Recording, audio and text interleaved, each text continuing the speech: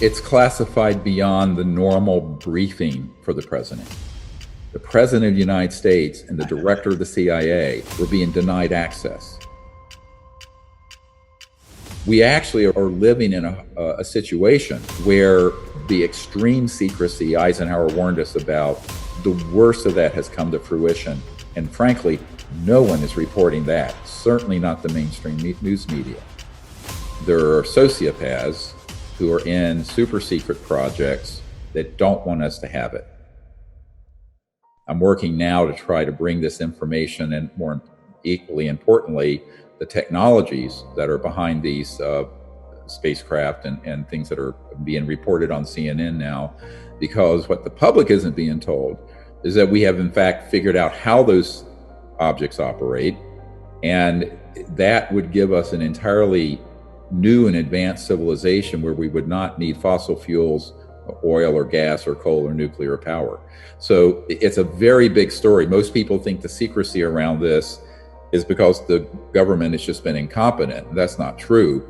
That narrative is a false narrative. The true narrative is that, I will quote from a top secret memo released during the past few decades, but it was dated 1951. And it stated that the subject was the most classified matter in the US government, exceeding the classification of the development of the hydrogen bomb. I'm quoting. So a lot of people think this is about aliens. I said, no, it's not about ETs. It's about humans, and how are humans going to get out of the conundrum we're in, which is a very serious problem, and move forward as a civilization instead of sliding backwards. The public thinks that, you know, God is in heaven and everything is in orbit and everything is, we actually are living in a situation where the extreme secrecy Eisenhower warned us about, the worst of that has come to fruition. And frankly, no one is reporting that, certainly not the mainstream news media. This is not just the United States, by the way. The same situation exists in Great Britain, Australia. I've met with ministers of defense in most of the Five Eyes countries, which are, of course, you know, New Zealand, Australia, Canada, Great Britain, US. I think this is the part of the story that people have a hard time, in a sense, getting their minds around, because we all grew up with our history lessons and our civics lessons, and the president is the commander in chief and blah, blah, blah. In reality, the emperor has no clothes, and there are classified projects that go on, unfortunately, that are not supervised by the president or the Congress. And actually, the CIA director's wife, who at the time was the chief operating officer of the National Academy of Sciences, said to me during our 2 or 3 hour meeting with the CIA director, she turned to me, she said, how are these civilizations communicating across the vastness of interstellar space? Because the speed of light is too slow. And for people who aren't scientists on your viewership, let me explain. At the speed of light, to go 1% of the way across our own galaxy, the Milky Way, would take, which is 1,000 light years, which is the distance light goes at 186,000 miles every second for a year. That's 1 light year. 1,000 light years is 1% of the way across our galaxy, which is 1 galaxy amongst trillions. But at the speed of light, for you to even communicate and say, hey, how are you doing? And to answer back, that would be the time since the birth of Christ, 2,000 years, for that transmission to happen with what you and I are using right now on electromagnetic signals. So we knew as scientists, and that there had to be something else that these civilizations were using.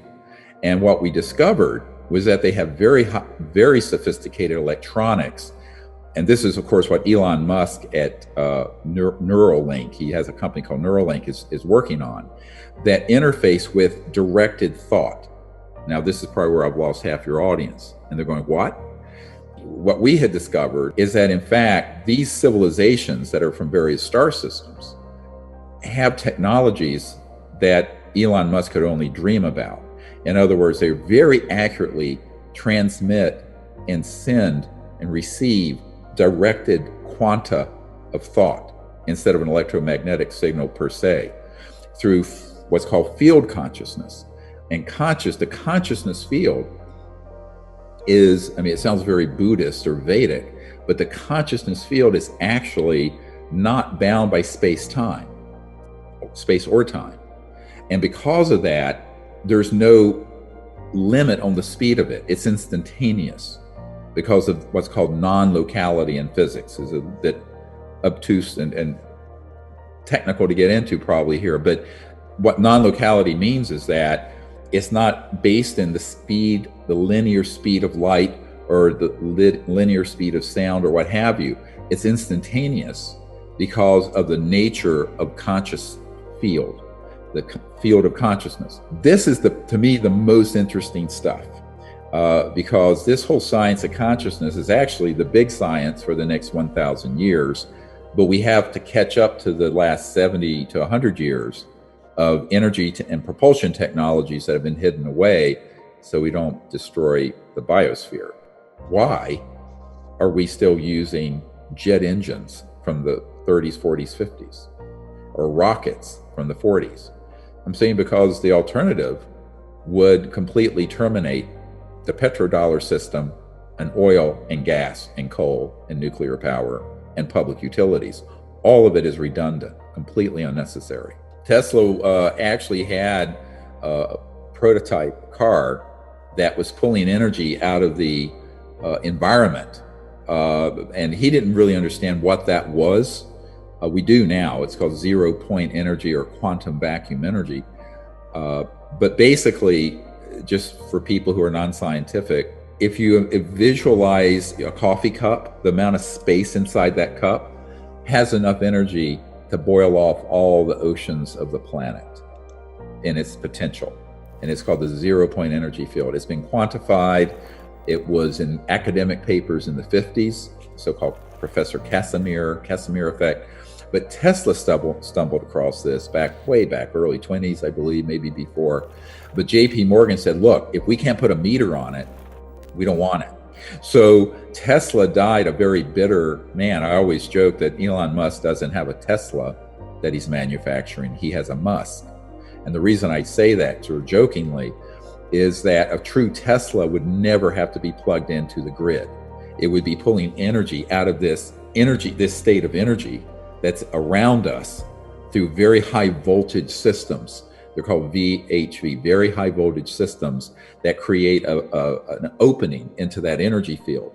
And Tesla did enough experimentation with these sort of very high voltage systems at certain resonant frequencies, cycles per second, hertz, that he broke into that area of science, but no one wanted it to come out. Now, fast forward 100 years later, we're still burning gasoline in engines and rocket fuel and jets. And that's a tragedy for the human race, but it's a tragedy for the planet. And it's a tragedy for our children and my 9 grandchildren. So my concern is, the future.